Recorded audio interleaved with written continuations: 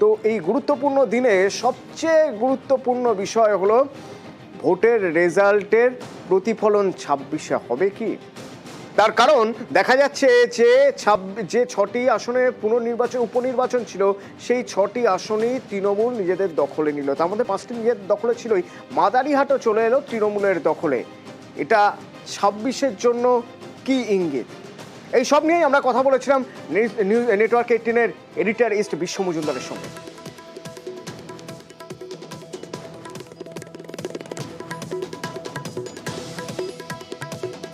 এই 6 কেন্দ্রের উপনির্বাচন কিন্তু একটা বড় ফ্যাক্টর পশ্চিমবঙ্গের আগামী রাজনীতিতে।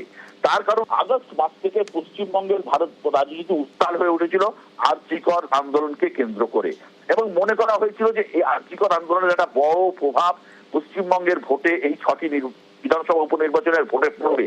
কেননা তুমি যদি আমাকে জিজ্ঞেস করো, তালড্যাংরা বা মাদারিহাট বাদ দিলে মেদিনীপুর কিন্তু শহর কেন্দ্রিক ভোটার, নৈহাটি শহর কেন্দ্রিক ভোটার, হাড়োয়ায় শহর এবং গ্রাম দুটোই রয়েছে, এবং তোমার সিতাই সেটা কিন্তু গ্রামের ভোট। সুতরাং এই যে 6 কেন্দ্রের মধ্যে প্রায় 50-50 যে ভোট ছিল, যে শহরের ভোটও ছিল গ্রামের ভোটও ছিল, সেই জায়গায় 6 ছক্কা তৃণমূলের পক্ষে আগামী দিনের ভিত্তি আরো মজবুত করলো। 2026-এর বিধানসভা নির্বাচনের আগে তৃণমূল তাদের জমিকে আরো পোক্ত করলো। এখানেও কিন্তু সেই লক্ষ্মীর ভান্ডার আবার ফ্যাক্টর হলো। তার কারণ তুমি দেখবে যে প্রতিটা কেন্দ্র ধরে যদি তুমি আলোচনা করো, লক্ষ ভোটে জিতছেন। সিতাই কেন্দ্রে অত ভোটে জেতা 62 সালের পর থেকে মাদারিহাট কেন্দ্র ছিল আরএসপির দখলে। 2016 সালের নির্বাচনে মাদারিহাট কেন্দ্র আরএসপির হাত থেকে ছিনিয়ে নেয় বিজেপি। কিন্তু মাদারিহাট কেন্দ্র, যে কেন্দ্রে ভোটার হচ্ছেন জনজাতির মানুষ, আদিবাসী মানুষ, চা বাগানের মানুষ এবং গোর্খা মানুষ, তারা কিন্তু কোনোদিন তৃণমূলকে ওখানে ভোট দেয়নি। এই প্রথম তৃণমূলকে তারা মাদারিহাট কেন্দ্র জিতিয়ে এমন একটা জায়গা দিল যেখানে তৃণমূল কিন্তু উত্তরবঙ্গে হারানোর জমি ফিরে পেয়েছিল 2024-এর লোকসভা নির্বাচনে, সেটি আরো পোক্ত হলো। দ্বিতীয় হচ্ছে নৈহাটির উপনির্বাচন বামেরা লড়েনি, লড়েছিল CPI-ML। সেখানে তাদের ভোটের হার থেকেই বোঝা যাচ্ছে মানুষ তাদের দিকে কোনোভাবেই মুখ ফিরিয়ে তাকায়নি। তৃতীয় হচ্ছে হাড়োয়া আসন অত্যন্ত ইম্পর্টেন্ট। এই কারণে এ রাজ্যে আইএসএফ আগামী দিনে কতটা শক্তিশালী হবে তার নির্ভর করেছিল এই হাড়োয়ার উপরে। তার কারণ হাড়োয়াতে CPI-M নিজেরা নড়েনি, তারা আইএসএফ কে জায়গা ছেড়েছিল। কিন্তু আইএসএফ সেখানে দ্বিতীয় জায়গা আছে ঠিকই, কিন্তু আইএসএফ যে ভোট পেয়েছে মুসলমান সম্প্রদায়, অর্থাৎ হাড়োয়ার যে মেজরিটি ভোটার যারা মুসলমান, তারা কিন্তু আইএসএফ কে নয় তৃণমূলকেই পছন্দ করছে। অর্থাৎ পশ্চিমবঙ্গের যে মাইনরিটি তারা কিন্তু তৃণমূলের দিকেই থাকছে, এই নিয়ে কোনো সন্দেহ নেই। চতুর্থ হচ্ছে মেদিনীপুর, যেটা একটা শহর কেন্দ্রিক ভোট। মনে করা হয়েছিল এই শহর কেন্দ্রিক ভোটে তৃণমূল একটু হয়তো বেকায়দায় পড়তে পারে, কারণ আরজিকরের মতো ইস্যু, যেখানে ডাক্তারদের এই ধরনের আন্দোলন, নাগরিক সমাজ পথে নেমেছিল, তারা পশ্চিমবঙ্গের মানুষ ভেবেছিল যে একটা অন্যরকম কিছু হবে। কিন্তু মেদিনীপুর স্থির তৃণমূল জিতে আবার প্রমাণ করলো যে ভোটে জেতার জন্য নানা রকমের প্রকল্প যেমন দরকার, লক্ষ্মীর ভান্ডার যেমন দরকার, মমতা ম্যাজিক যেমন দরকার, একই সঙ্গে কিন্তু সাংগঠনিক ক্ষমতাও দরকার। এই সাংগঠনিক ক্ষমতায় কোথাও বিজেপি কিন্তু অনেক যোজন পিছিয়ে গেল তৃণমূলের থেকে। আর তালড্যাংরা আসন CPI-M একমাত্র এই আসনেই লড়েছে, এবং CPI-M ওখানে লড়ে দেখা গেছে তালড্যাংরার ভোটে তৃণমূল অত ভোটে না জিতলেও তালড্যাংরা তারা বার করে নিয়েছে। অর্থাৎ একটা জিনিস পরিষ্কার, পশ্চিমবঙ্গে মমতা ম্যাজিক কিন্তু এখনো অটুট রয়েছে। এটা কিন্তু 2026-এর নির্বাচনের আগে, বিধানসভা নির্বাচনের আগে তৃণমূলের কাছে এমন একটা জায়গা তৈরি হয়ে গেল, এমন একটা অক্সিজেন তৃণমূল পেয়ে গেল যে এত বড় আন্দোলন, এত বড় নাগরিক সমাজের মুভমেন্টও যে খুব একটা কাজে দিল না ভোটে, সেটা কিন্তু প্রমাণ হয়ে গেল। এই জায়গায় দাঁড়িয়ে তৃণমূল কংগ্রেস 2026-এর যে নির্বাচন লড়তে যাচ্ছে, সেই নির্বাচনে তারা আরো মজবুত, পোক্ত এবং শক্ত জমির উপর দাঁড়িয়ে এই নির্বাচন লড়তে যাচ্ছে।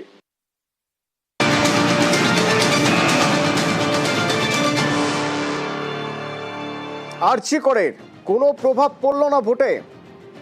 আচ্ছা, আরজিকরের প্রভাব যে ভোটে পড়বে না দিলীপ ঘোষ তা আগেই বলেছিলেন, আর আজ যখন ভোটের ফল বেরোচ্ছে তখন দিলীপ ঘোষ কি বলছেন আপনাদের শোনাবো। পাশাপাশি আপনাদের শোনাবো যে বাম কংগ্রেস অর্থাৎ অধীর রঞ্জন চৌধুরী কি বলছেন, সুজন চক্রবর্তী কি বলছেন, আর ফিরহাদ হাকিম আরজিকরে ভোটের প্রভাব মানে ভোটে আরজিকরের প্রভাব পড়লো না কেন সে নিয়ে কি বলছেন শুনুন। আমিই বলেছিলাম যে অরাজনৈতিক আন্দোলনে রাজনৈতিক পরিবর্তন হয় না, কারণ যারা আন্দোলন করেন তারা তো ইলেকশন লড়েননি তো, বা ওই ইস্যু নিয়ে ইলেকশন হয়নি তো। যদি হতো বোঝা যেত। আরজিকর ইস্যু তো নির্বাচনী ইস্যু নয়, বা নির্বাচনের জন্য আমরা আরজিকর প্রতিবাদে সবাই সামিল হয়েছে রাজ্যের মানুষ, এটা ভুল ভাবা হবে। কিন্তু এগুলো যে ভোট নয়, জল এবং জলের মধ্যে দুধ, দুধের মধ্যে জল না, 70%, 78%, এটা ঠিক যে আরজিকর আন্দোলন বুঝিয়ে দিয়েছে রাজ্যের মানুষের মনোভাবটা কি। এটা কি, এটার সঙ্গে আরজিকরের কোনো সম্পর্ক নাই। আরজিকরের আলাদা ব্যাপার। এখন এখানকার গ্রাম বাংলার মানুষ তারা লক্ষ্মীর ভান্ডার জানে, তারা আবাস যোজনা জানে, ভোট তো করতেই দেয়নি। এখানে ভোট তো হয়েছে বলে আমার জানা নাই। সরকারি টাকায় মানুষকে সাহায্য পাইয়ে দেওয়া, তার একটা প্রভাব আছে। এটার সঙ্গে আরজিকরের কোনো সম্পর্ক নাই। আরজিকর সাধারণ মানুষের স্বতঃস্ফূর্ত প্রতিবাদ।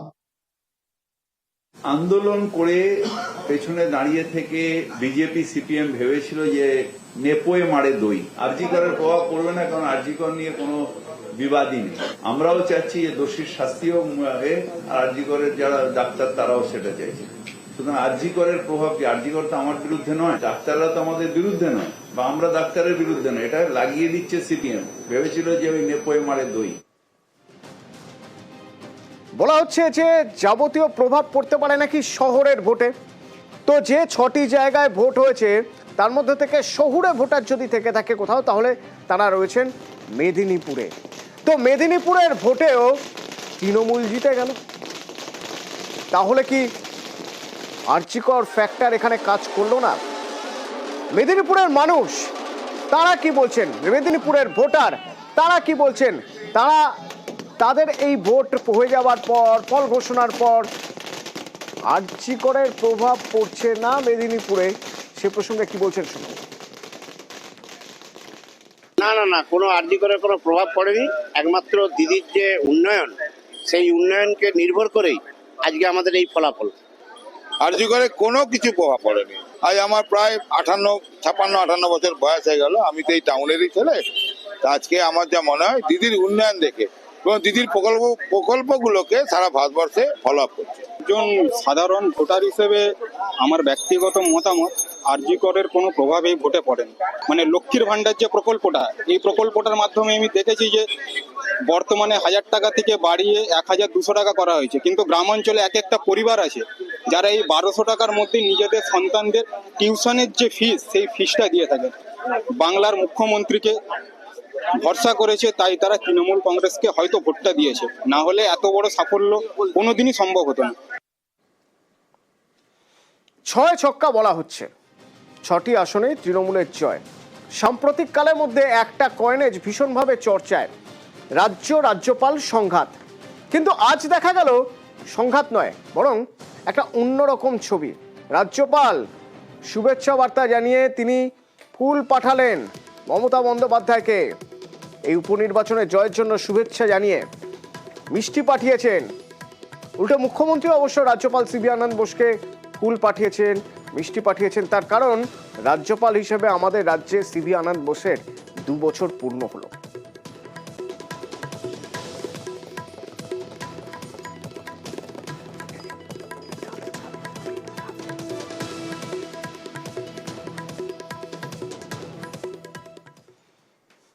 তো প্রধান প্রতিপক্ষ হিসেবে যদি বিজেপিকে দেখা যায়, তাহলে একবার দেখে নেওয়া যাক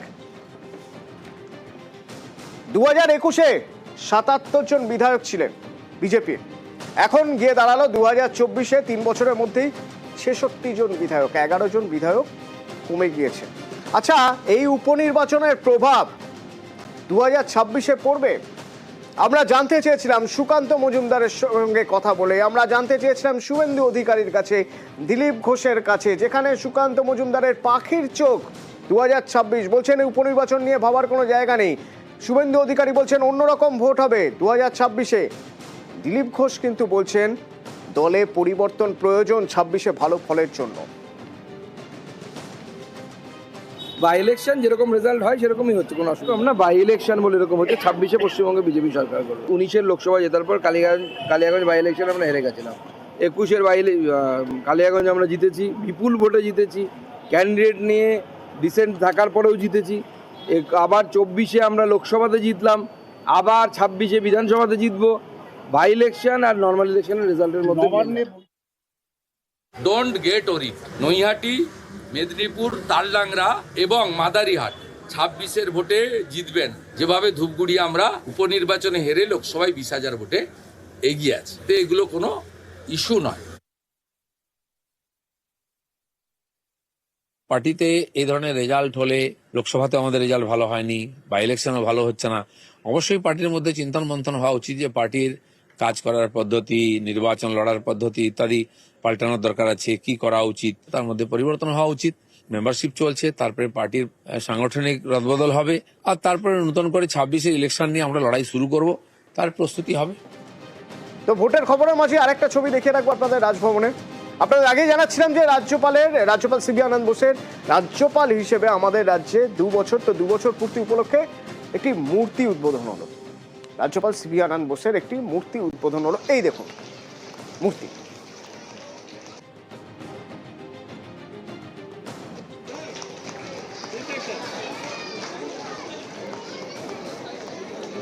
রাজ্যপালের মূর্তি, সিবি আনন্দ বোসের মূর্তি উন্মোচন হলো রাজভবনে। সুজন চক্রবর্তী, সিপিআইএম নেতা সুজন চক্রবর্তী এ প্রসঙ্গে কি বলছেন শোনাবো আপনাদের। রাজ্যপাল জীবিত অবস্থায় তার নিজের মূর্তি স্থাপন করলেন। অপগণ্ড, সমস্ত অপগণ্ড। রাজভবনটা কারণ বাপের বাড়ি না, পৈতৃক বাসভবন নয়, জীবিত অবস্থায় একদম মোদির ছাঁচে তৈরি করা। আহমেদাবাদে পুরো স্টেডিয়ামটার নাম বদলে দিলেন মোদিজি নিজের নামে। লজ্জা হওয়া উচিত। বেগালোম্যানিয়া কে বলে, বেগালোম্যানিয়া। আমি যেমন মোদি তেমন রাজ্যপাল সিবি আনন্দ বোস।